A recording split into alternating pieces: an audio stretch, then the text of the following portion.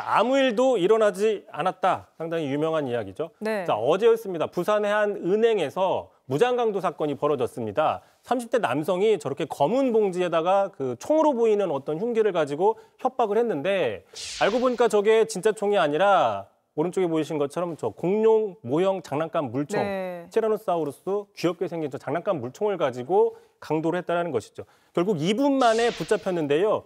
하지만 이제 이 30대 남성은 생활고 탓에 범행을 저질렀다라고 이야기를 했습니다. 그 사정은 딱하지만 이런 범행을 저지르면 안 되죠. 그렇습니다. 미수에 그쳤음에도 결국 조금 전에 구속영장이 발부가 됐습니다. 네. 자, 그런데 이 사건 자체보다 이 사건 보도에 붙었던 댓글들이 큰 호응을 얻었는데요. 대표적으로 가장 큰 호응을 얻은 댓글이 이겁니다. 자, 이 사건 보시면 아무 일도 일어나지 않았다. 2분짜리 은행 강도가 어디 있느냐? 자, 법의 테두리 안에 생동한 것이고 마치 호수에 비친 달빛 그림자를 잡는 꼴 아니냐라고 이야기를 하면서 자, 돈을 담으라는 지시를 당연히 따르지 않을 것이라고 이 사람도 생각했을 것이다. 장난감총은 합법적으로 구매했고 경각심을 주기 위한 경고적인 행동이었다. 뭐 이런 글이 상당히 지금 화제가 되고 있는데 많이 들어본 이야기죠. 그렇습니다. 자, 한번 들어보겠습니다. 도대체 2시간짜리 내란이라는 것이 있습니까?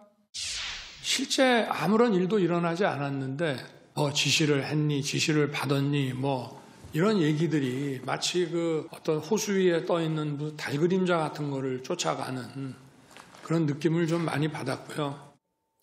이게 사실 완전히 전혀 다른 사건인데 묘하게 연관성이 있습니다. 이게 이렇게 다시 보니까요. 모든 범죄자들이 윤석열 대통령이 내세운 논리를 취할 수 있는 것 아닌가 이런 생각도 드네요. 그러다 보니까 이제 윤 대통령 논리 그대로 윤 대통령을 풍자한다 이런 비판을 받을 수 있는 건데 자, 그러다 이제 추가 댓글들이 계속 쏟아지고 있습니다. 제가 몇 가지 가지고 와봤는데요. 이 고도의 강도 행위다. 자, 은행털이는 강도의 고유 권한이다.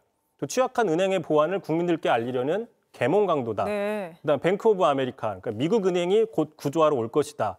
하지만 또 반대로 진지하게 미수도 범죄다라고 이야기하는 사람도 있었습니다. 이게 보면 참 해악의 민족이다라는 생각이 드는 동시에 참 참담하다는 생각이 드는 것도 어쩔 수 없는 것 같습니다. 여기까지 듣죠. 이성대 기자였습니다. JTBC 뉴스를 시청해 주셔서 고맙습니다. 저희는 저녁 6시 30분 뉴스룸에서 뵙겠습니다.